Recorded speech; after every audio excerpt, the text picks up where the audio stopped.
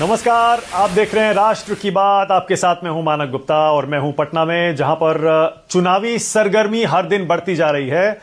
जैसा कि आप 2 दिन से देख ही रहे हैं, बिहार चुनाव में आजकल चर्चा सबसे ज्यादा हो रही है वक्फ कानून की।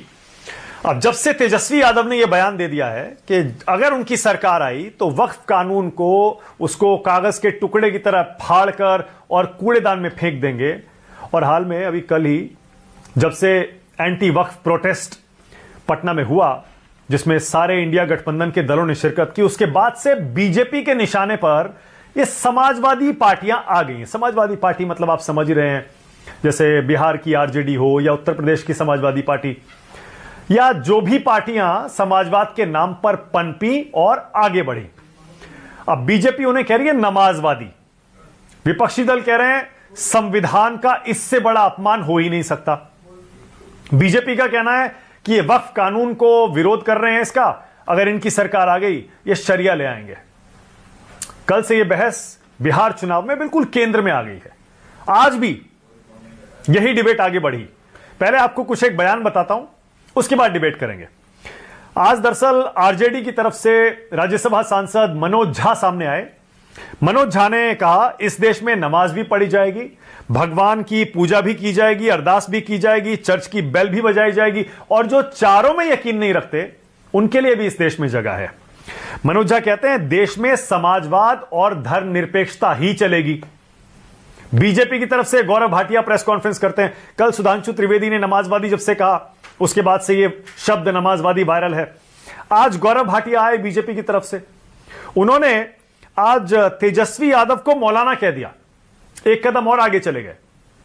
गौरव भाटिया कहते हैं तेजस्वी नमाजवादी हैं, तुष्टीकरण करने के मसीहा हैं। नमाजवादी तेजस्वी सिर्फ शरिया कानून चाहते हैं। मौलाना तेजस्वी यादव जी ने संविधान लगता है पढ़ा ही नहीं है। ये लोग सांप्रदायिकता के बीज बोते हैं, इन्हें सिर्फ शरिया कानून चाहिए। तो ये लड़ाई सीधे सीधे अब बीजेपी और आरजेडी के बीच हो रही है। कांग्रेस की तरफ से पप्पू यादव वैसे तो निर्दलीय सांसद है, लेकिन तकनीकी तौर पर ही सिर्फ वो कांग्रेस के नहीं है। आप जानते ही हैं कि वो डायरेक्टली इनडायरेक्टली कांग्रेस से जुड़े हुए हैं।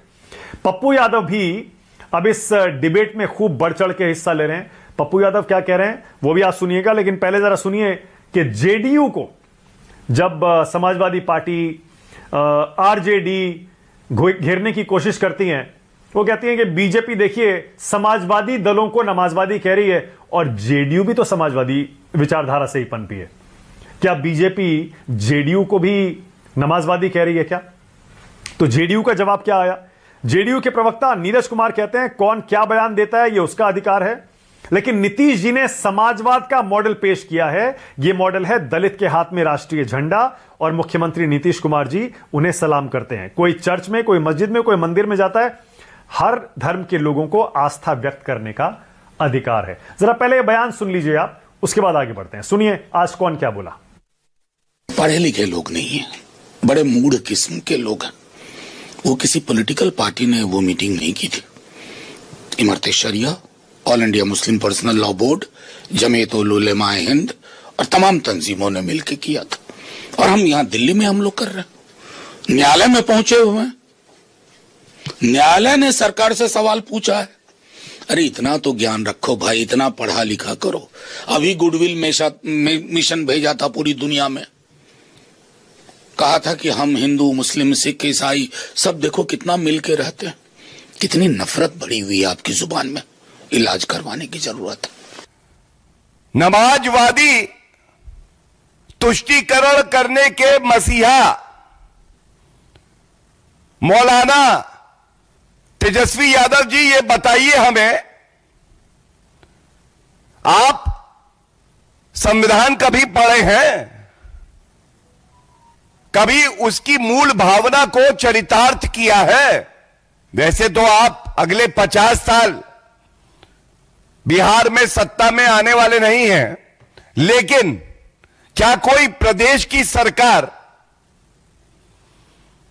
केंद्र के कानून को कूड़ेदान में डाल सकती है? समाजवाद, नमाजवाद, सनातनवाद, ये जो भारत की सांस्कृतिक बात है ना, बीजेपी को कुछ भी पता नहीं है। बीजेपी हमेशा हिंदुस्तान में नफरत की राजनीति का खेल खेलती है। चुनाव से ठीक पहले बिहार में आखिरकार ये वक्फ कानून के खिलाफ विरोध क्यों शुरू हो गया है? हालांकि आरजेडी का कहना यह है कि ये कोई विपक्षी दलों ने या इंडिया गठबंधन ने या किसी पार्टी ने प्रोटेस्ट ऑर्गेनाइज नहीं किया था, लेकिन सच ये भी है कि राजनीतिक दलों के नेता उस प्रोटेस्ट में हिस्सा लेने गए थे।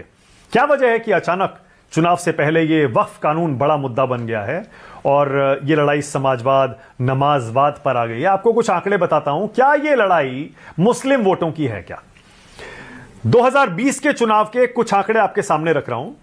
मुस्लिम समुदाय ने 2020 के चुनाव में किसे वोट दिया था? आंकड़े कहते हैं आरजेडी और उसके गठबंधन को 76% वोट मिले थे 2020 के चुनाव में मुसलमानों के।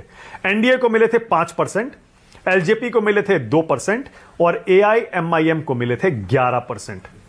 ये आंकड़े हैं। अदर्स को मिले थे 6%, 6%। अब 2020 के विधानसभा चुनाव के साथ साथ अगर आप 2024 का हाल का लोकसभा चुनाव भी देखें तो भी आंकड़े मोर और लेस लगभग उसी तरह के आपको दिखाई देंगे।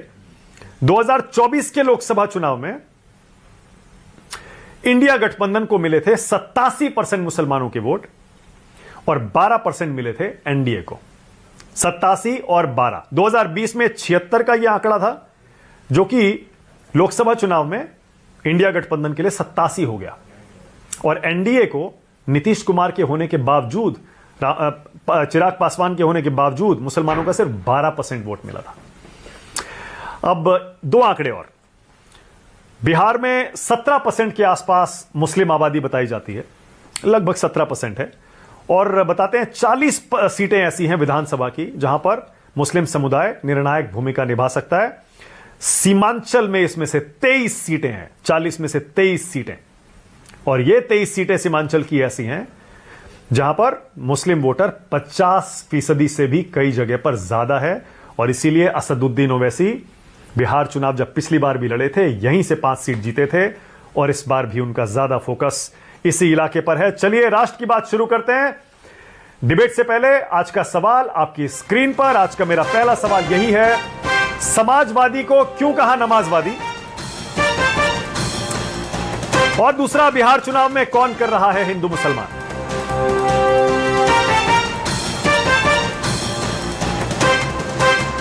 राष्ट्र की बात में आज मेरे साथ बीजेपी की तरफ से नोएडा स्टूडियो में बैठे हैं शहजाद पूनावाला। मेरे साथ कांग्रेस की तरफ से अभय दुबे हैं। आज मैं खुद पटना स्टूडियो में हूं। मेरे साथ आरजेडी की तरफ से प्रियंका भारती हैं, जेडीयू की तरफ से आज सत्य प्रकाश मिश्रा हैं, एआईएमआईएम की तरफ से वारिस पठान भी आज इस डिबेट में शामिल। लेकिन सबसे पहले मैं बात करूंगा पप्पू यादव से, जो कि पूर्णिया से निर्दलीय सांसद हैं, लेकिन आप जानते ही हैं टेक्निकली इस कांग्रेस में नहीं है, पर वैसे कांग्रेस की तरफ से ही पप्पू यादव अपनी आवाज भी बुलंद करते हैं। सभी का स्वागत। पप्पू जी, आप ही से शुरू कर रहा हूं। पप्पू जी, खुलकर क्या वजह है कि वक्फ प्रोटेस्ट अचानक चुनाव से पहले शुरू हुआ है? कानून बने तो अब काफी समय हो गया। पप्पू जी बताइए।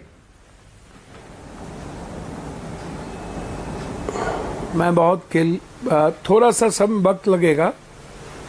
जब मुस्लिम का वोट बिल्कुल सेकुलर को और इंडिया गठबंधन को और कांग्रेस के प्रति उनकी संवेदना अधिक रहती है। एआईएमएम का आप लगातार देखिएगा, महाराष्ट्र या अन्य जगहों पर जहां जहां गए फिर दोबारा गए तो उनकी स्थिति आप देखिए। सीमांचल में जो एक सब्जबाग दिखाया, उन्होंने 11% वोट ली, या नीतीश जी के प्रति जो मुसलमान की सिंपैथी थी, और जो बिल्कुल सेकुलर इमेज के हैं नीतीश कुमार, वो अलग बात है।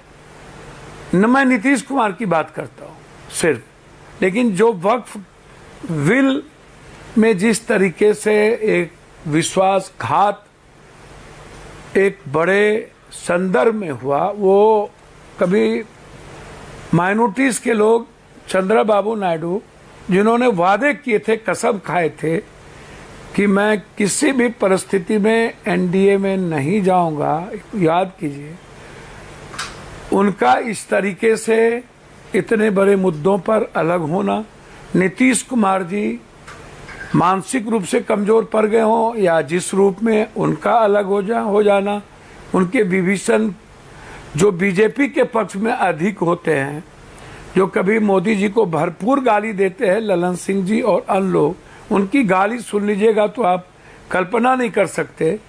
और वो इन लोगों ने जिस तरीके से इस बार इतनी बड़ी विश्वासघात किया, तो सबको पता है कि इस बार का जो माइनॉरिटीज का वोट है वो कांग्रेस, और कांग्रेस के कारण इंडिया गठबंधन के साथ बिल्कुल 100 में 100 खड़ा रहेगी। यहाँ कोई सियासत वक्त पर नहीं है।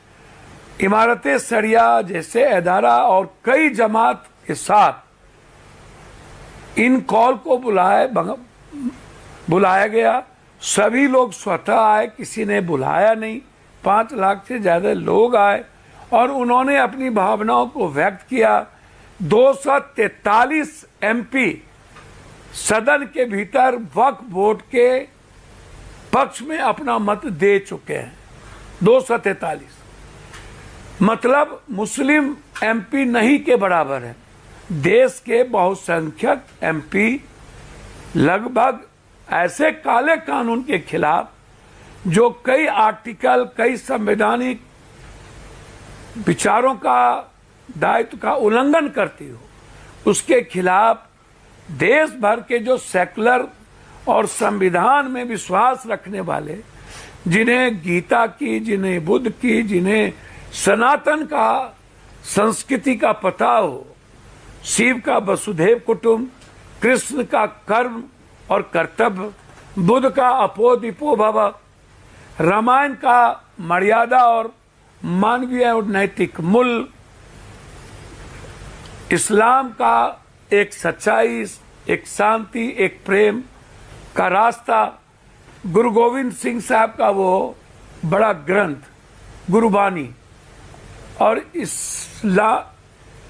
क्रिश्चियनिस्ट का, ईसाई का एक प्रेम, ये संदर्भ है, पूरे मूल है। इसमें कोई जो लोग इनको बांधते हैं उनमें बीजेपी कहीं से नहीं आते। बीजेपी कट्टरवाद, हिंदू कट्टरवाद की बात आप बाबा साहब अम्बेडकर के मनुस्मृति में, क्या आप ये दावा कर रहे हैं, गुरु गोविंद, क्या आप ये दावा कर रहे हैं कि वक्फ कानून लाने का नुकसान हो जाएगा बीजेपी को? देखिए, मैं एक बात सुनिए, बीजेपी को क्या नुकसान होगा या घाटा होगा मैं उस पर नहीं जाऊंगा। नीतीश कुमार जी का जो एक पॉलिटिकल चेहरा था, सेकुलर चेहरा था, वो फिनिश्ड हो चुका है। नीतीश कुमार जी अपेक्षा भी ना करें, सोचे भी नहीं। और यदि बीजेपी 10 ऐसी पार्टी को पैसा देके खड़ा करके यदि मुस्लिम वोटों को कटवाना चाहती है तो 100 जन्म में इस बार वो भूल जाए। 1, 2 मैं क्या कह रहा हूं उसको समझिए। मैं ये कह रहा हूं कि शंकराचार्य को सामने रख करके राजाओं ने बुद्ध का विरोध कैसे किया था और भारत छोड़ने पर मजबूर कैसे किया। मनुस्मृति के खिलाफ जब बाबा साहब अम्बेडकर लड़ रहे थे तो गुरु गोलवलकर और सावरकर का वो विचार आप खुद याद कर लीजिए, वो किताबों में पूरी की पूरी संक्षिप्त भाषा में नहीं। अच्छा पप्पू जी, पप्पू यादव जी, कि पप्पू यादव जी, सर सुनिए ना, पप्पू यादव जी, बीजेपी कह रही है आप शरिया लाना चाहते हैं, शरिया लाना चाहते हैं आप बैकडोर से। शरिया पर आपकी राय क्या है? सुनिए ना, मेरी बात सुनिए ना सर। मैं इनकी भाषा, ये देखिए, हाथी चले बाजार, कुत्ता भूखे हजार, ऊंट बैठ भी जाए तो गधा से ऊंचा हो, और गोबर पर घी मत डालिए। सर, नासमझ लोग और जाहिल लोगों पर कृपा कीजिए, उस पर दया कीजिए, गुस्सा मत कीजिए। ये लोग नासमझ है, किताब और संविधान नहीं पढ़ते हैं, राम की मर्यादा को नहीं जानते हैं। सनातन कहता है दूसरे के विचार, दूसरी जाति, वर्ग, समूह, संस्थाओं के विचारों का सम्मान करना। सनातन दूसरे धर्म और विचारों को खुद से ज्यादा रेस्पेक्ट करता है। एक दूसरी चीज, जो लोग जाहिल हैं उनसे पूछिए शेख हसीना कौन है।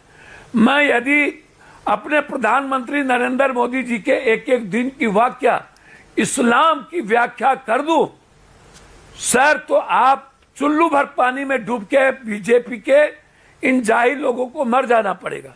ये जब सऊदी जाते हैं तो क्या कहते हैं इस्लाम के बारे में? आप कह दीजिए ना पप्पू यादव जी, पप्पू यादव जी, एक सेकंड, आप सीधे जवाब दे दीजिए ना उनके आरोप का। आप कह दीजिए कि शरिया से देश नहीं चलेगा, कह दीजिए कि शरिया नहीं लाएंगे। अगर सरकार आ भी गई तेजस्वी की या महागठबंधन की, शरिया नहीं आएगा ना सर। शरिया का क्या मतलब? शरिया का क्या मतलब? उनसे पूछिए ना शरिया का क्या मतलब। आप हमेशा जब वोट की चुनाव की राजनीति, जब आप सऊदी जाते हैं, गल्फ जाते हैं, जब आप इस्लामिक कंट्री जाते हैं, तब आप क्या बोलते हैं? तब आप कहते हैं इस्लामिक एक सच्चाई, एक शांति, एक प्रेम की आइडियोलॉजी है। ये हम नहीं, ये आदरणीय नरेंद्र मोदी जी बोल रहे हैं। ये जब चाहते हैं तो माफी मांगते हैं और कहते हैं, भीख मांगते हैं अपने देश के कॉन्स्टिट्यूशन के बारे में। इनको ना तो ईरान की समझ, ना गल्फ की समझ, ना सऊदी की समझ, ना कतर की समझ, ना बांग्लादेश की समझ। ये शेख हसीना की अलग बात है। यहां जब आएंगे तब भी ये भारत के मीटिंग में जाकर के ये बोलेंगे मैं नफरत नहीं करता हूं। सबसे पहले पाकिस्तान गए ये प्रधानमंत्री बनने के बाद, और वहां पर जाके इस्लाम के बारे में, मुसलमान के बारे में, एक सेकंड पप्पू यादव जी, आप सुनिए। पप्पू भाई एक सेकंड, नहीं एक सेकंड रुक जाइए प्लीज। तेजस्वी यादव कहते हैं कि मेरी सरकार आई तो ये वक्फ कानून को फाड़ कर फेंक दूंगा। राज्य सरकार के पास तो पावर ही नहीं है, तो इस बयान का क्या मतलब है? सीधे सीधे मुसलमानों को खुश करने के लिए बयान दिया है। सर सुनिए ना, तेजस्वी जी के पास क्या है क्या नहीं है, क्या फाड़ेंगे, वो आप उनसे पूछिए। मैं इतना जानता हूं कि जब बीजेपी जब चुनाव आती है तो कब्रिस्तान, शमशान, ईद, बकरीद, जिन्ना पाकिस्तान, एनआरसी, सीएए, तलाक, वक्फ, ये ऐसे मुद्दों को कटोगे तो बटोगे। अरे सर, और पप्पू जी कैसी बात कर रहे हैं आप? वक्फ के प्रोटेस्ट में आप शामिल हुए सर, सुनो, वक्फ के प्रोटेस्ट में तेजस्वी शामिल हुए, आप आरोप बीजेपी पर लगा रहे हैं। वक्फ कानून आए हुए तो टाइम हो गया सर। सर सुनिए ना सर, वक्फ के मैं नहीं, मैं जब बाढ़ आया तब भी शामिल हुए, जब इतने बड़ा कोरोना आया तब भी शामिल हुए, जब मंडल कमीशन की बारी आई तब भी पप्पू यादव गोली खा रहा था, और तब ये बीपी सिंह और कर्पूरी जी की सरकार गिरा रही थी, और तब इनको 50% आरक्षण इनको पसंद नहीं है। जाति जनगणना पर राहुल गांधी के डर से ये भीख नाक रगड़ने लगे। और पप्पू यादव मंडल कमीशन के साथ, पप्पू यादव सनातन के साथ, पप्पू यादव उस हर विचार के साथ है जो संविधान जिसकी इजाजत। इस तो पप्पू यादव मुख्यमंत्री का चेहरा क्यों नहीं है फिर महागठबंधन की तरफ से? तेजस्वी यादव क्यों है पप्पू यादव जी? सर मैं एक बात बोलूं, वो अपने पार्टी के मुख्यमंत्री के उम्मीदवार हैं, हमारे कांग्रेस के उम्मीदवार अभी नहीं है, आप इसको जान लीजिए। वो अपने पार्टी के उम्मीदवार हैं तो क्यों नहीं रहेंगे? वो क्यों नहीं रहना चाहिए? हर पार्टी के उम्मीदवार हैं। अरे पर कन्हैया कुमार ने तो कह दिया, चिराग जी, बिहार कन्हैया कुमार ने कह दिया तेजस्वी को मान लिया है। सुनिए ना, कन्हैया जी जो कह दिए, प्रभारी हमारे नहीं ना बोले, अखिलेश जी भी डेली बोलते हैं, अभी हमारी पार्टी नहीं ना बोली। आपके यहाँ ये क्या कहते हैं, चिराग जी भी मुख्यमंत्री के उम्मीदवार है, चिराग जी भी मुख्यमंत्री के उम्मीदवार है, मांझी जी भी मुख्यमंत्री के उम्मीदवार है, बीजेपी में भी मुख्यमंत्री के उम्मीदवार है। और अमित शाह जी ने तो कह दिया कि मुख्यमंत्री का चयन चुनाव के बाद होगा। नीतीश जी नहीं है, वो सिर्फ लाडला है। ठीक है, मतलब आप भी हो सकते हैं ना? आपने दावा ठोक दिया ना आज, पप्पू यादव ने दावा ठोक दिया आज। मैंने क्या कहा? नहीं, मैंने कहा वक्फ बिल या संविधान विरोधी है। संविधान और धर्म का ज्ञान, अध्यात्म का ज्ञान, कानून का ज्ञान बीजेपी को नहीं है। ये हिंदू मुसलमान ठीक है, okay Pappu Yadav ji, thank you, हमेशा बहुत धन्यवाद, ऐसे चीजों थैंक को यू सो मच। राष्ट्र की बात में आने के लिए पप्पू यादव बहुत धन्यवाद। विस्तार से फिर बातचीत होगी आपसे। आज के लिए इतना ही, thank you so much. Shehzad Poonawalla, अब आपकी बारी, और शहजाद यहीं से शुरू करिएगा जी। जब आप समाजवादी को नमाजवादी कहते हैं शहजाद, तो समाजवादी तो जेडीयू भी है। आपके साथ ही सत्यप्रकाश मिश्रा बैठे हैं, नीरज कुमार का बयान सुन लीजिए, कितना असहज महसूस कर रहे थे वो।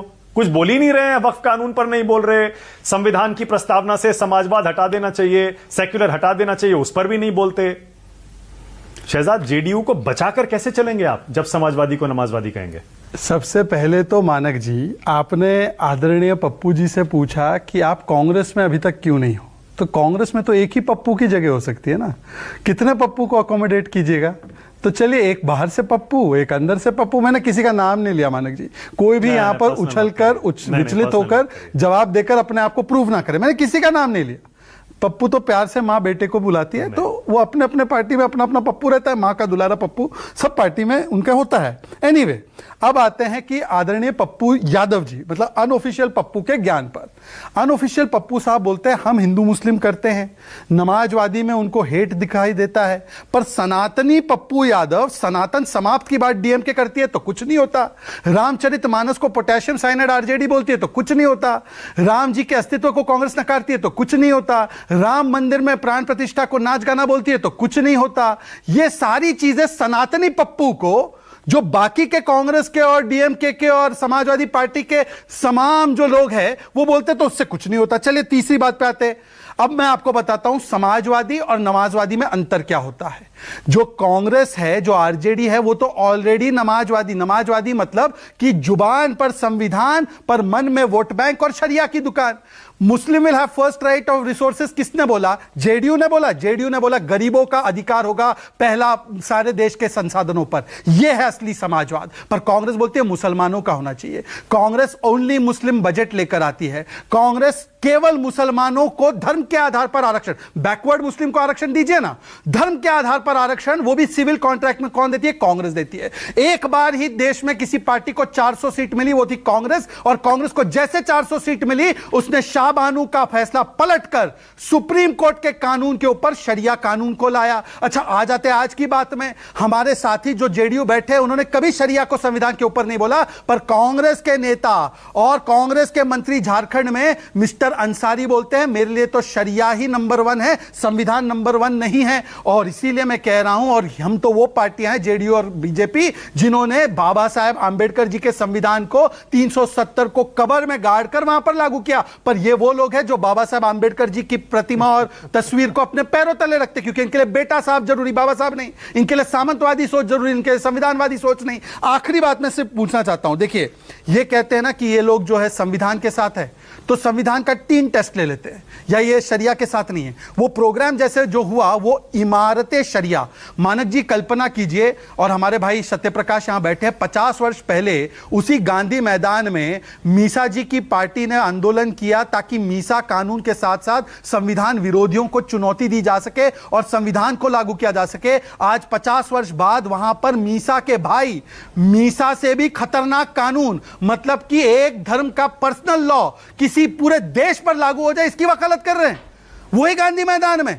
और मैं इसलिए कहना चाहता हूं कि अभय दुबे जी और प्रियंका जी दोनों से सवाल है मेरा। वारिस से तो मैं क्या ही पूछूं, उनकी तो पार्टी में मुस्लिमीन है, वो तो घोषित है। आपसे पूछना चाहता हूं, एएमयू में SC/ST आरक्षण था, हटाया किसने? आप लोगों की पार्टी ने। हम लोग सुप्रीम कोर्ट में लड़ रहे हैं। ओबीसी के आरक्षण में 27% में से 9% कोटा काट कर मुस्लिमों को दे देने की वकालत की किसने? सलमान खुर्शीद ने। वही जामिया मिलिया में भी यही चीज किया। और आखिरी बात, यूसीसी जो देश के लिए समान, यूसी यूनिफॉर्म क्रिमिनल कोड तो है, सिविल कोड भी यूनिफॉर्म हो, इसके लिए हम पैरवी कर रहे हैं। कौन इसका विरोध कर रहे हैं? ये सो कॉल्ड सेकुलरवादी। और आखिरी बात, वक्फ तो सामाजिक न्याय और समाजवाद का सबसे बड़ा प्रमाण है भाई। अरे 166 करोड़ वहां की जस्ट इनकम आती है 29 लाख एकड़ की जमीन में। पसमानदा, जो आगा खानी, महिलाएं, बाकी मुसलमानों को उनका अधिकार देने का कानून, संविधान की सुरक्षा का कानून। जेडीयू तो सबसे बड़ी समाजवादी है और जो इसका विरोध करते हो नमाजवादी। मानक जी आपकी बारी, बोलिए। आप भी बन गए नमाजवादी। ये मोडानियों के जो फेकू लाल गपोड़ी लाल आते ना व्हाट्सएप यूनिवर्सिटी वाले, मैं उनका बहुत संज्ञान नहीं लेता। देश के लोगों जो तथ्य मैं बताने जा रहा हूं बहुत गौर से सुनिएगा, बहुत गौर से सुनिएगा। वो तो समझ गए समझने वाले कि कौन फेकू है कौन गपोड़ी है, ये सब जानते हैं लोग देश के। आप बहुत गौर से सुनिएगा। ये हैं अडानी और अंबानीवादी। क्यों कह रहा हूं मैं ये? वक्फ का काला कानून जो ये लेकर आए, किसके लिए लेकर आए? आप पता करिएगा कि अंबानी जी की महाराष्ट्र में जो घर है अंटेलिया, उसका मुकदमा सर्वोच्च अदालत में चल रहा है कि नहीं चल रहा है? सेक्शन 2 में क्या अमेंडमेंट किया? वक्फ बाय यूजर किसके लिए लेके आए?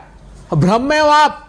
ये माला देश देश की जपेंगे और अपने धन्ना सेठ दोस्तों को लाभ पहुंचाएंगे। यही तो तर्क देते थे। कृषि के क्रूर काले कानून लाए थे, सांसदों को बाहर फेंक दिया सदन से और बोले देश के हित के लिए लाएं। बाद में पता पड़ा कि नीति आयोग में एक अमेरिका का जो कोई आदमी था शरद काले, उसके प्रस्ताव पर लेकर के ये कृषि के क्रूर काले कानून लाए थे। सबसे पहले जमीन छीनने की कोशिश की इन्होंने, किसानों की 3 अध्यादेश लाकर। यही तो तर्क देते थे। वक्फ के कानून पर क्या तर्क दिया इन्होंने? इन्होंने कहा महिलाओं को हम पहली बार बोर्ड में सदस्य बना रहे हैं। पता लगा कि वो महिलाओं का 1995 में जो प्रोविजन था 1 से अधिक महिलाओं का, उसको कम कर दिया। जो 2013 में वक्फ में एक प्रोविजन था सेक्शन 52A में, ये प्रोविजन था कि रिगरस इंप्रिजनमेंट होगा 2 साल का अगर कोई कब्जा कर लेता है तो इन्होंने वो रिगरस शब्द हटा दिया क्योंकि इनको बेलेबल बनाना था वो ऑफेंस। इन्होंने कहा कि साहब कोई कोर्ट नहीं जा सकता। पता लगा 89 सबसेक्शन 3 में वो पहले से प्रावधान है, कोर्ट कॉग्निसेंस ले सकती, इसलिए अडानी का मुकदमा सर्वोच्च अदालत में डल रहा है। क्या पाप छिपाना चाहते हैं ये पाप ये छिपाना चाहते हैं कि जो संसाधनों की लूट बिहार में की ना इन लोगों ने, ये मिलकर बिहार के जो जाति के सर्वे, चौंकाने वाली बात सामने आई। 94 लाख फैमिली, मतलब 5 करोड़ लोग ऐसे जो 40 रुपए पर जिंदा हैं, और 81 लाख फैमिली मतलब 4 करोड़ लोग ऐसे निकले जो 67 रुपीज रोज पर जिंदा है। तो 3.5 लाख करोड़ का बजट कहां गया? बंदर बाट कर ली, लूट मचा दी, बच्चों का भविष्य लूट कर खा गए। 10 भर्ती और प्रवेश परीक्षा के घोटाले बिहार में, 10 की जांच चल रही है। 2 करोड़ 90 लाख पलायन बच्चों का। सोचिए तो सही। 1 सेकंड मानक जी, 1 मिनट, आखिरी बात कहने दीजिए। एक बच्ची का गला, आप सुनिएगा गौर से, एक बच्ची का गला रहता गया 20 घाव बलात्कार के बाद, उसको ईंट के भट्टे के वहां पटक दिया। वो घिसटती हुई आई बच्ची, 8 दिन तक उसको पटना के मेडिकल कॉलेज में 8 घंटे तक एम्बुलेंस में पटक के रखा, भर्ती नहीं होने दिया। 5 दिन तक नहीं लेके आए मुजफ्फरपुर से पटना। क्यों? क्योंकि मोदी जी की रैली होने वाली थी, बदनामी हो जाती। साहब बिहार के चप्पे चप्पे को रक्त रंजित कर दिया, लहूलुहान कर दिया, हत्या, लूट, बलात्कार, 27 पुल, 27 पुल बह गए वहां बारिश। अबे जी रुकिए ना, एक सेकंड बस एक सवाल पूछ रहा हूं आपसे, उसके बाद प्लीज आगे जाना है। 3 और मेहमान अभी बोले नहीं है, 3 लोग हैं अभी। अबे जी सवाल मैं ये पूछ रहा हूं कि अभी संविधान में से, प्रस्तावना में से समाजवाद और सेक्युलर शब्द हटा देना चाहिए, इस पर भी बहस चल रही है और आज की डिबेट भी उसी से जुड़ रही है, क्योंकि आप पर आरोप बीजेपी ये लगा रही है कि आप बैकडोर से शरिया लाना चाहते हैं, आप नमाजवादी हैं। मैं अबे जी बहुत संजीदगी से आपसे ये सवाल पूछ रहा हूं, बुरा मत मानिएगा। देश के संसाधनों पर पहला हक अभय दुबे किसका है? देश के संसाधनों पर पहला हक समाज के अंतिम पंक्ति में खड़े हुए लोगों का। और एक और गंभीर बात बता दूं, आपने चूंकि बहुत अच्छा साधुवाद देता हूं कि आपने ये प्रश्न पूछा, ये मेरे बिहार का अपमान है मानक जी। ये संविधान की प्रस्तावना पर जब बहस चल रही थी तो 15 अक्टूबर 1948 को पहली बार यह प्रस्तावना रखी बिहार के संविधान सभा के सदस्य केटी शाह साहब ने। उन्होंने कहा कि मैं चाहता हूं कि संविधान की बुनियाद समाजवाद पर और धर्मनिरपेक्षता पर रखी जाए। अम्बेडकर जी ने क्या जवाब दिया? देश के लोगों को सुनना चाहिए। उन्होंने कहा कि यह संविधान की बुनियाद समाजवाद और धर्मनिरपेक्षता है। उन्होंने गिनाया आर्टिकल 25 से 29 तक। अरे पर सेकुलरिज्म इमरजेंसी के दौरान लाने की क्या जरूरत थी अबे जी? और अगर इतना इंपॉर्टेंट था तो इमरजेंसी के दौरान लाने की क्या जरूरत थी? आज समझ में आता है माननीय गुप्ता जी कि वो संविधान में जो 2 शब्द थे वो संविधान की आत्मा की रक्षा कर रहे हैं, जिनको ये उखाड़कर फेंक देना चाहते हैं। क्या है समाजवाद? समाजवाद वो है कि समाज के अंतिम पंक्ति के लोगों को वो साधन मुहैया हो जो मोदी जी आज छीन रहे हैं। 1% लोगों के पास देश की 49% संपदा जा रही है। 1600 ओके वारिस पठान, ऑल राइट, ओके वारिस पठान, और वारिस किसान पठान, उसके बाद के हाथ आरजेडी में वर्सेस जेडीयू होगा। 27 रुपए, पहले वारिस पठान, किसान के हाथ में 27 रुपए रहेगा। ठीक है, ओके, ऑल राइट, ओके। अबे जी वारिस पठान, वारिस भाई आप ही बताइए कौन है समाजवादी नमाजवादी होते हैं क्या वारिस भाई? और आप नमाजवादी है क्या? आप तो मेरे ख्याल से कह भी देंगे आप नमाजवादी हैं। अरे मानक भाई इनकी बात मत करो, एक ही थाली के चट्टे बट्टे हैं सब। अभी चुनाव आ रहा है तो मुसलमानों की याद आ गई सबको। हाँ, जब मुसलमानों के ऊपर अत्याचार होता है, मॉब लिंचिंग हो जाती है, खामोश रहते हैं। मुसलमानों के मदरसों को जब उड़ा दिया जाता है सब खामोशी इख्तियार कर देते हैं मानक भाई। अजान रास्ते पे 2 मिनट के लिए किसने नमाज पढ़ लिया उसको मारा जाता है, सब खामोश रहते हैं। तो ये सब क्या है? सुनिए साहब, मैं तो किसी के बीच में नहीं बोला, मुझे भाजपावादी है वारिस भाई, भाजपावादी हो आप। देखिए नहीं, मैं नमाजवादी हूँ, भाजपावादी हूँ, अब तो ठप्पा लग गया आप पे। मैं इंसानियतवादी हूँ, संघवादी, भाजपावादी, इंसानियतवादी मैं हूँ। सुनिए मेरी बात, अब आप मुझे कोई भी सर्टिफिकेट तो मुझे कोई फर्क नहीं पड़ता। नेशनलिज्म पेट्रोलियम का सर्टिफिकेट आप लोग से नहीं चाहिए, हम लोग को नहीं चाहिए। पूरी देश दुनिया ने देख लिया अल्हम्दुलिल्लाह, पूरे देश ने देखा कि सबसे बड़ा पेट्रियोटिक नेशनलिस्ट इंसान वाकई अगर कोई देश में तो बैरिस्टर सदुद्दीन ओवैसी साहब है। उन्होंने किस तरह जाके पाकिस्तान की भजिए उधड़ दिए, बड़ी पूरी तरह धजिया उड़ा दी बराबर जाके बाहर पूरे विश्व के सामने। पाकिस्तान की पोल खोलने की ताकत और हिम्मत थी तो असद ओवैसी साहब में थी। मानिए वारिस भाई एक सेकंड, वारिस पठान बहुत बढ़िया मौका है, एक सेकंड वारिस भाई वक्त पर बोलिएगा, एक सेकंड बस, एक सेकंड वक्त पर बोलिएगा, पूरा मौका दूंगा आपको। क्या राहुल गांधी ये जो हमारे कितने एयरक्राफ्ट गिरे और हमने घुटने टेक दिए, सीज फायर ट्रंप ने करवा दिया, मतलब आपको भी लगता है कि राहुल गांधी पाकिस्तान की भाषा बोल रहे थे क्या, जैसा बीजेपी कहती है? देखिए मानक भाई, मुझे मत ढकेलिए लफड़े में। मैं ना भाजपा, मैं ना इनका प्रवक्ता हूँ ना राहुल गांधी का प्रवक्ता हूँ। मैं तो जो अपना जो फौज ने कहा, जो फौज के वरिष्ठों ने कहा, मैं तो उनके साथ हूँ। जो सीडीएस ने कहा, फौज के साथ खड़े हुए थे, हम खड़े कहा। अब मानक भाई तो मेन इंपॉर्टेंट है वक्त की बात। देखिए वक्त की बात है। अरे दुबे जी सुनिए ना, वफ के ऊपर तो जरा आने दो ना मेरे को। अब तो सब तो साथ में करे ना, वफ की बात तो कोई अलग है नहीं। अब वफ के ऊपर देखिए संवैधानिक अधिकार है मानक भाई हर इंसान को के प्रोटेस्ट करे, और लीगल प्रोटेस्ट करना अधिकार। डेमोक्रेटिक कंट्री में हम लोग रहते हैं तो होना चाहिए प्रोटेस्ट। वक्त का जब अमेंडमेंट बिल आया था ना, बिल, उस वक्त सबसे पहले हमने ऑब्जेक्शन लिया था कि बिल ही गैर कानूनी। उसके बाद जेपीसी बना, जेपीसी में असद ओवैसी साहब उसके सदस्य भी थे, पूरे हिंदुस्तान में घुमा, वहां पर भी हमने अपनी बात रखी। मगर कितने जो असद भाई ने लिया था ऑब्जेक्शन, उसको तो ट्रंकेट करके पेश कर दिया गया था कितनी जगह के ऊपर। उसके बाद जब ये वक्फ का काला कानून बना, हमने बताया कि असंवैधानिक है, ये पूरा वायलेशन है आर्टिकल 14, 15, 16, 26, 28 संविधान का, उसको लागू कर ही नहीं सकते। हमने तब भी कहा था, आज भी बोल रहा हूं, बीजेपी आरएसएस की नीयत में क्या है पता है? एक लिस्ट बनी है मस्जिदों की, मदरसों की, उनको मस्जिद मदरसे हड़प करने हैं। इनकी नीयत ये है कि इनकी जो वक्फ की जमीन है ये खा जाए और कुछ खा के अपने उद्योगपति दोस्तों को भी भेंट चढ़ा दे। इस उद्देश्य के साथ ये वक्फ का काला कानून लाया गया। अब प्रोटेस्ट में मुस्लिम पर्सनल लॉ बोर्ड ने भी कहा उसी वक्त कि पूरे देश में साइलेंटली प्रोटेस्ट किया जाएगा इस काले कानून के खिलाफ, और डे वन से हम उसका समर्थन कर रहे थे। जब काली पट्टी बांध की नमाज पढ़ने की बात की जुम्मा को, पूरे देश के मुसलमानों ने बत्ती गुल सिर्फ 15 मिनट के लिए सबने किया। आज भी सब खड़े हुए वक्फ के काले कानून के खिलाफ। ऐसा लग और जब तक मानक भाई 10 सेकंड एक सेकंड बिहार चुनाव में मुसलमानों का वोट तो बंटने वाला है, साफ लग रहा है। आपको नहीं मिलेगा, हो सकता है थोड़ा मिले, थोड़ा तेजस्वी को मिले, फायदा बीजेपी को होगा। आपने कहा था महागठबंधन में आप जाना चाहते हैं, मानक भाई बहुत अच्छी बात है। सुनिए, अभी हमारे पार्टी प्रेसिडेंट ने, अख्तर ईमान साहब जो बिहार के प्रेसिडेंट है, अमोर के विधायक है, क्या कहा उन्होंने?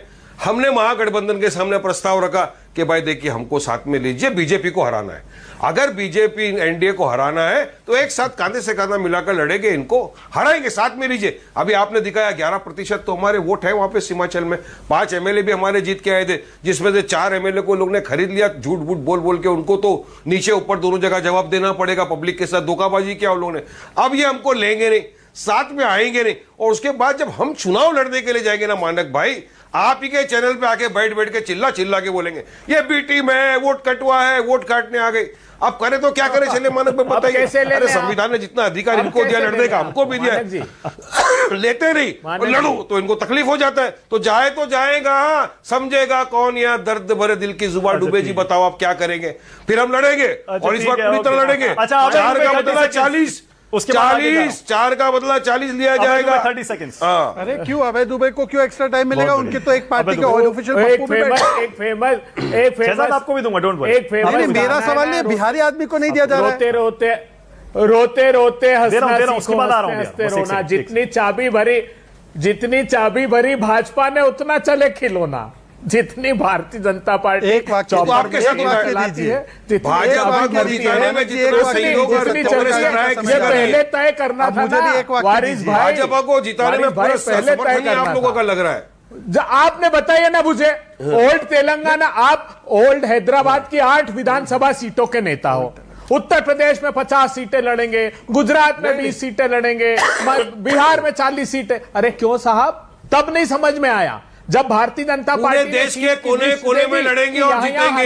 गठबंधन को वहां लड़ लिए। अब आप प्रकाश मिश्रा, अब आपके साथ एक वाक्य माना कि आपने बोला एक वाक्य देंगे बोला था। शहजाद इसके बाद दे दूंगा आपको, शहजाद इसके बाद दूंगा। का दूध पानी का पानी हो इसके बाद देखिए, आप पूरे देश में सत्यप्रकाश मिश्रा, मानक जी, अरे पूरे देश में अभय जी प्लीज रुक जाइए, प्लीज रुक जाइए एक सेकंड। सत्यप्रकाश मिश्रा और प्रियंका भारती, एक सेकंड रुक जाइए प्लीज प्लीज प्लीज प्लीज रुक जाइए। सत्यप्रकाश मिश्रा जी, क्या समाजवादी नमाजवादी होते हैं सत्यप्रकाश मिश्रा?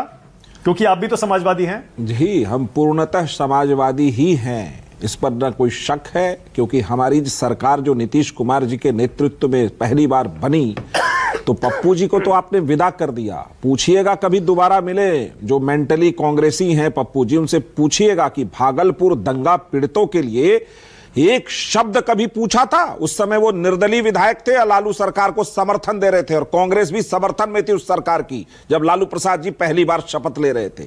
भागलपुर दंगा पीड़ितों को न्याय दिया नीतीश कुमार जी जब 2005 में मुख्यमंत्री बने तब, और आज भी दंगा पीड़ितों को वहां पेंशन मिलता है, जो भी लोग उससे आहत हुए थे।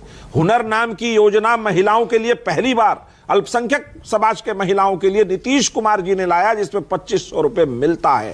एक उदाहरण और दे दूं, मार्च 17, 2018 को भागलपुर में थोड़ा सा सांप्रदायिक तनाव हुआ था।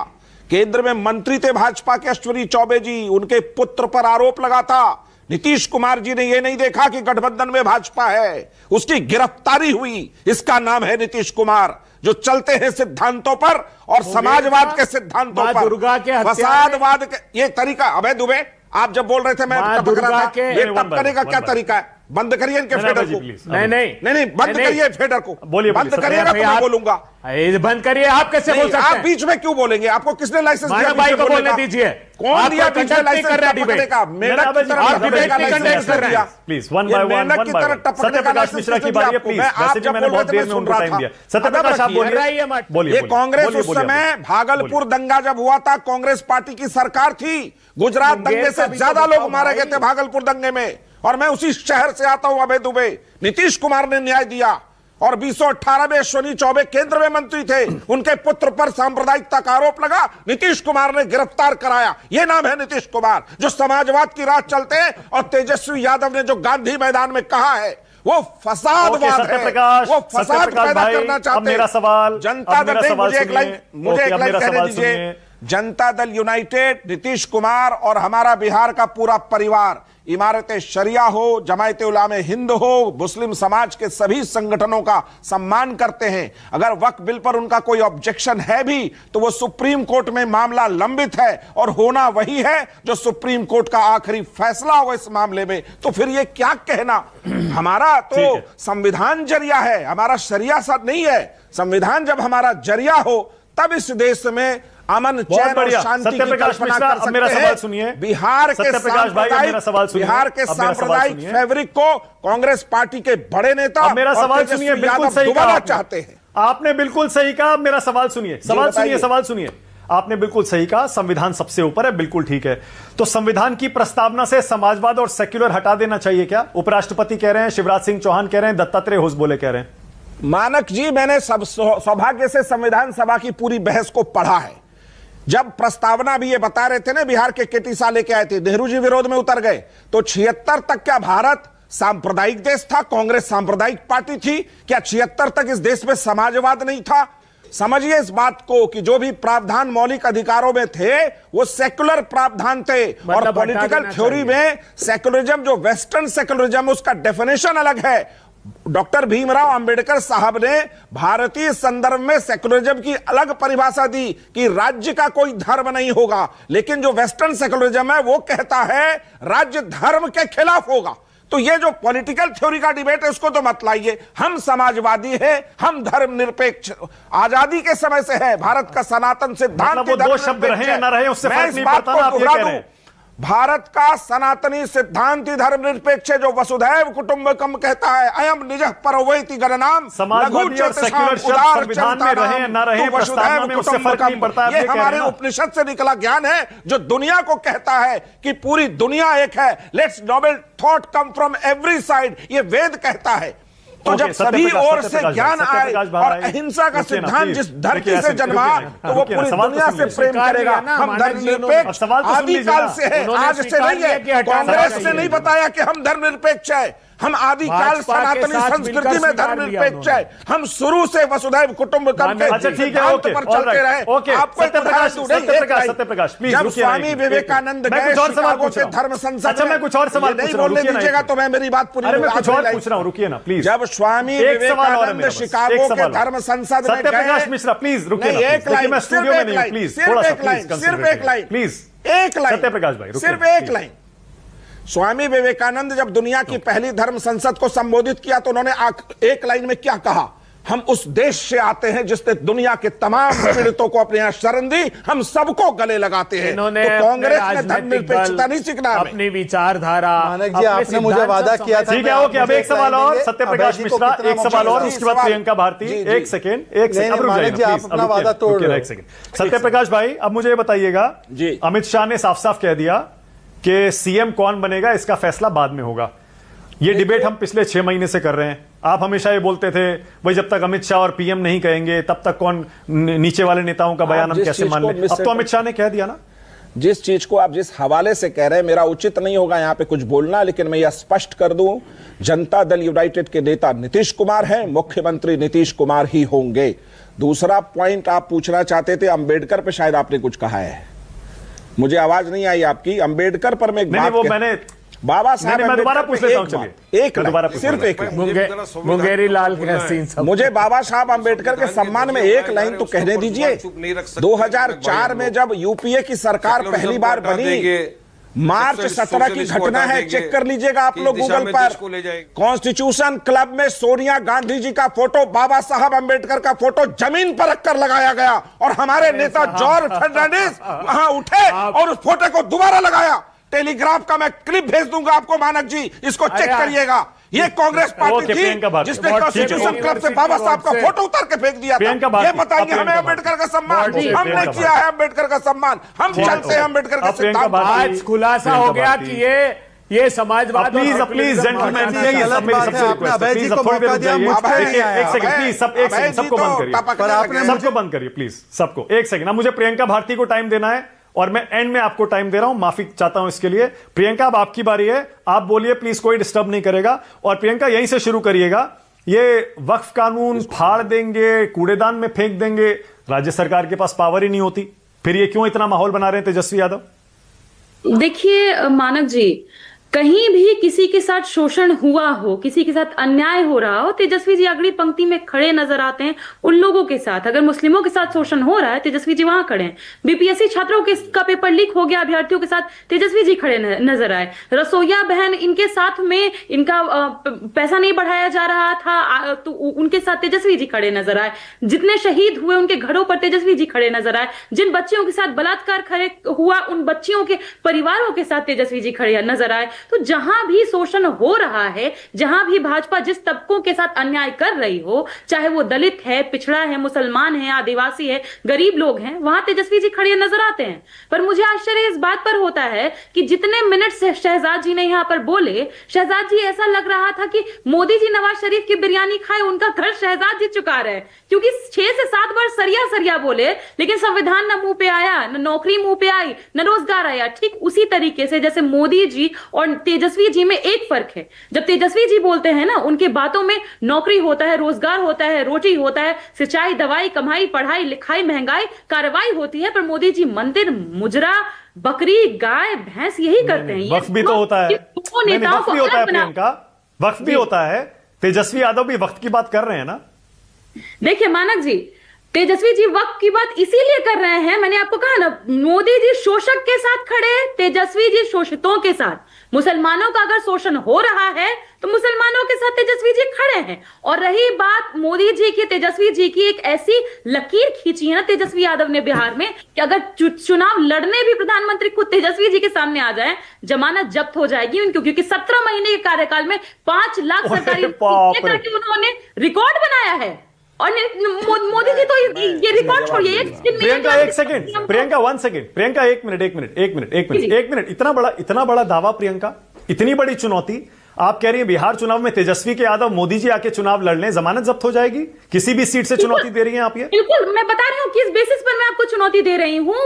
लोकसभा क्षेत्र, संसदीय क्षेत्र जो मोदी जी का है, वहां पर बिहार की बेटी स्नेहा कुशवाहा की हत्या कर दी जाती है। न्याय मांगने उनकी मां जब गुहार लगाती है, मोदी जी के कार्यक्रम में पहुंचती है, हूटिंग होती है, उनको न्याय नहीं मिलता है। तो जब मोदी जी पिछड़ों के साथ खड़े नहीं होंगे, कुशवाहों से इतनी नफरत, दलितों से नफरत, मुसलमानों से नफरत, तो आप कैसे उम्मीद कर लेंगे कि बिहार की धरती पर जीत जाएंगे, जो सामाजिक न्याय की भूमि रही है, बुद्ध की धरती, वहां पर जीत जाएंगे। वहां से एक सवाल और प्रियंका, एक सवाल और मैं चाहता हूं कि क्लियर कर दीजिए, आज बड़े दिनों से डिबेट चल रही है, ये AIMIM को लेंगे महागठबंधन में या नहीं लेंगे?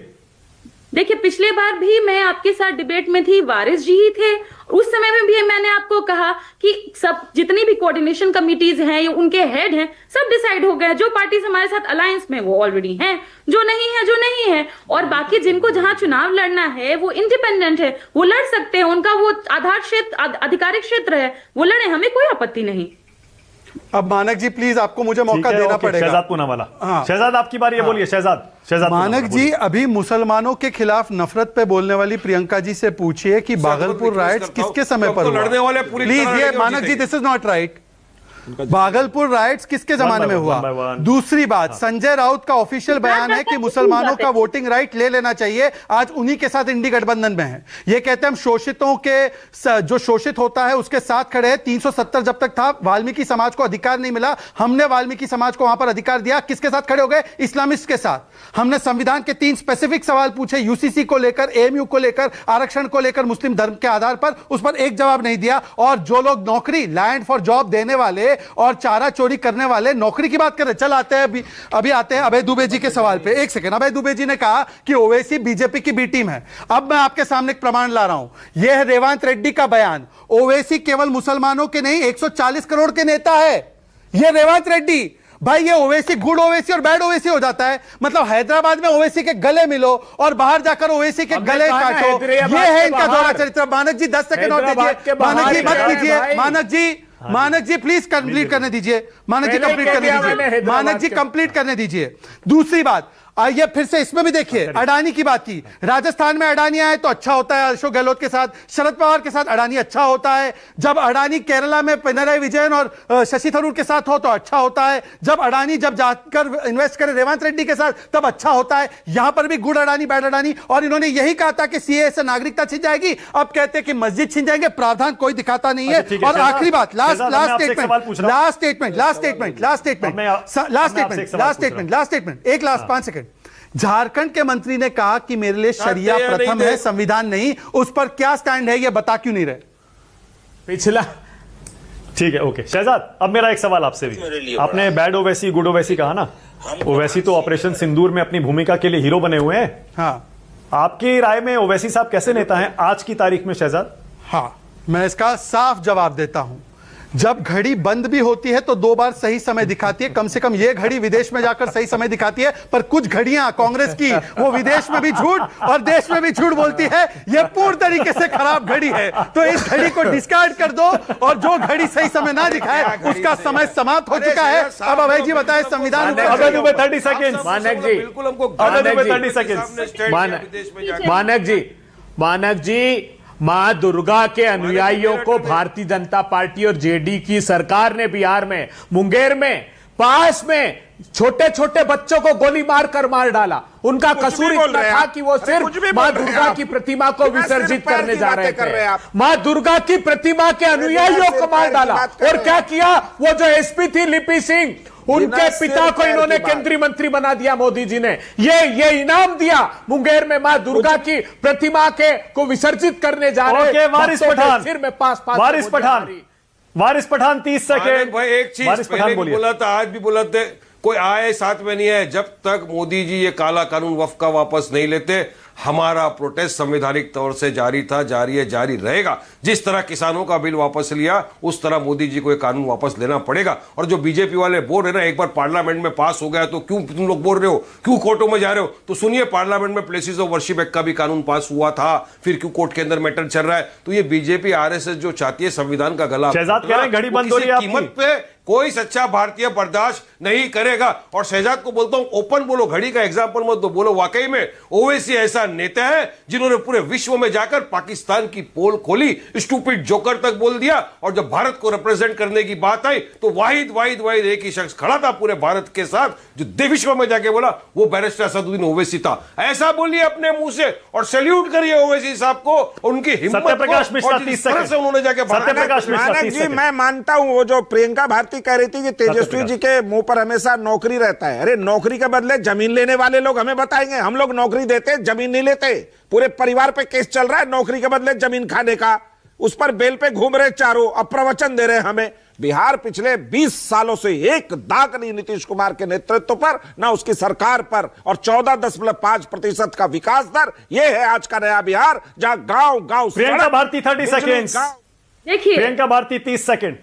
सत्यप्रकाश मिश्रा जी जिस पार्टी से हैं वो खाली भुंजा पार्टी करती है, जिनको कोई मतलब नहीं है बिहार से नीतीश कुमार कब किसके माथे पर गमला पटक देंगे, इनका कोई अंदाजा नहीं है, कब कहां हाथ लगा देंगे किसको कोई अंदाजा नहीं है। और नीतीश कुमार जी को किडनैप करके इन लोगों ने रख रखा है, इसीलिए बिहार की ये और खराब स्थिति है। कम से कम उनको कुछ सोचने समझने का कोई तकाजा होता, कोई सलीका होता, कुछ कर पाते, तब ना बिहार को वो आगे लेकर के जाते। पर जिस पार्टी में वो है वो पहले ऑलराइट, इसी नोट पे खत्म कर रहा हूं। थैंक यू सो मच राष्ट्र की बात में आ जाने के लिए। अगर आप यूट्यूब पर, सोशल मीडिया पर हमारा ये शो देख रहे हैं, कमेंट में जरूर बताइएगा क्या समाजवादी नमाजवादी हैं।